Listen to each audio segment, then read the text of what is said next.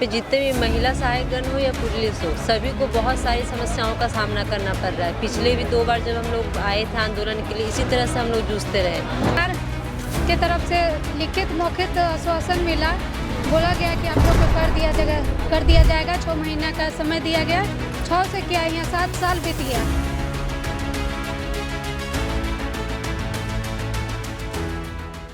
नमस्कार, जोहार। इस वक्त आप देख रहे हैं ग्लोबल मीडिया अपडेट और मैं हूं आपके साथ श्रेया उपाध्याय। फिलहाल मैं मौजूद हूं राजधानी रांची के मोरहाबादी मैदान में, जहां तमाम सहायक पुलिस कर्मियों के द्वारा अनिश्चितकालीन धरना दिया जा रहा है। हम इन कर्मियों से बात करेंगे और जानेंगे पूरे मामले के बारे में विस्तार से। हमारे साथ इस वक्त कुछ सहायक पुलिस कर्मी मौजूद हैं। सर, सबसे पहले आपका परिचय जानना चाहूँगी। सहायक पुलिस कर्मी विवेकानंद पलामू जी।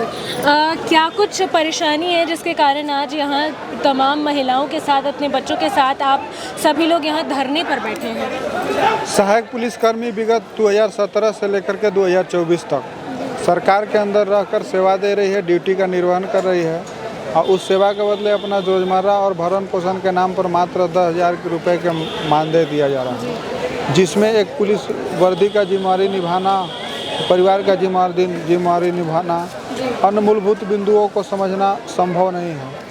और 17 से लेकर 2024 तक लगभग 50 से 70 से 80% तक महंगाई बढ़ गई है। तो इस तमाम मूलभूत रोजमर्रा वस्तुओं के वंचित रहने के कारण ड्यूटी करना, अन्य बिंदुओं को न मिलना से बहुत मार्मिक स्थिति रहती है और जवानों को विभिन्न तरह के परेशानियों का सामना करना पड़ता है। तो समय समय पर मीडिया के माध्यम से, लेटर के माध्यम से, प्रतिनिधि के माध्यम से हम लोगों ने उचित मंच तक आवाज़ पहुंचाने का प्रयास हर संभव किया, लेकिन सरकार केवल झूठ, विश्वासघात और धोखा देने का काम कर रही है। ऐसा इसलिए कि 2020 और 2021 में हम लोगों ने आंदोलन के माध्यम से भी आवाज़ पहुंचाने का प्रयास किया, लेकिन आंदोलन समाप्त हुए, आश्वासन मिला, लिखित मिला, मौखिक मिला, लेकिन सरकार के जो भी प्रतिनिधि थे, माननीय मिथिलेश ठाकुर थे, उसमें तत्कालीन मांडर विधायक बंधु दादा थे, अपर सचिव सरकार आपका ए डोडे सर थे, मानवाधिकार IG अखिलेश झा सर थे। सबों ने मिलकर हमारी समस्या को सुलझाने और समझाने और निदान करने का आश्वासन दिया, भरोसा दिया। उस भरोसा का मानकर हम लोगों ने आंदोलन समाप्त किया, लेकिन उस भरोसा का 2 से 4 साल, 5 साल लगभग होने जा रहे हैं, हो गए, जिसके बावजूद भी 1% भी काम नहीं हुआ। इस दर्द और मर्म को लेकर पुनः हम लोगों ने मोरहाबादी को रुख किया है। अबर बार करो या मनोनारों के साथ अपना जस्टिस लेकर जाएंगे। इससे पहले हमने देखा कि काफ़ी उग्र प्रदर्शन आप लोगों ने किया था।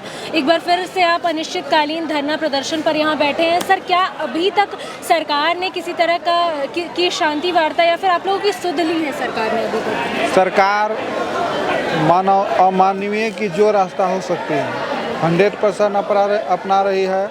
निरंकुशवादी हो गई है, हिटलर शाही हो गई है, निर्मम हो गई है, निर्दयी हो गई है। क्योंकि इतना दुख दर्द में 7 वर्षों से हम सेवा दे रहे हैं। कम से कम आप हमें IAS IPS थोड़ी बोल रहे हैं कि बना दीजिए। आप एक ऐसा रास्ता निकालिए जो कि ड्यूटी भी निर्वहन हो जाए और उसके एवज में जो उसके पीछे आश्रित परिवार है उसका भी कुछ समाधान हो जाए। ना सिर्फ पुरुष बल्कि महिलाएं भी इस धरना प्रदर्शन में साथ दे रही हैं। जी हाँ, ये भी सहायक पुलिसकर्मी हैं। हम जानेंगे मैडम, ऐसे मौसम में भी महिला होकर इस तरह के टेम्परेरी शेड में बैठी हैं, कितनी परेशानी हो रही है? आज हमने देखा कि रांची का मौसम, दिन भर रांची में झमाझम बारिश हुई है। क्या कुछ कहना चाहेंगी? यहाँ पे जितने भी महिला सहायकगण हो या पुलिस हो, सभी को बहुत सारी समस्याओं का सामना करना पड़ रहा है। पिछले भी 2 बार जब हम लोग आए थे आंदोलन के लिए, इसी तरह से हम लोग जूझते रहे, लेकिन सरकार किसी भी तरह से हमारी ओर बिल्कुल भी ध्यान नहीं दे रही है।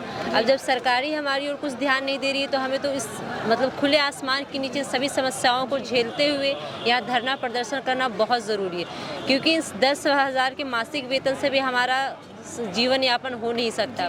तो खुले आसमान के नीचे अपना जीवन यापन करें या फिर सरकार के इस दबाव में, कोई फर्क ही नहीं पड़ता हमें। क्या आगे की रणनीति होगी? अभी तक सरकार ने सुध नहीं ली है आप लोगों की। इससे पहले भी एक बार आप लोगों ने काफ़ी उग्र प्रदर्शन किया था। किसी तरह की सरकार के द्वारा किसी तरह की संधि वार्ता भी नहीं की गई। आगे की क्या रणनीति होगी? जिस तरह से हर बार हम लोगों ने बहुत शांतिपूर्ण तरीके से करना चाहा और जिसके कारण हम लोग को उग्र भी होना पड़ा, लेकिन फिर आश्वासन के कारण हम लोग फिर से शांत भी हो गए।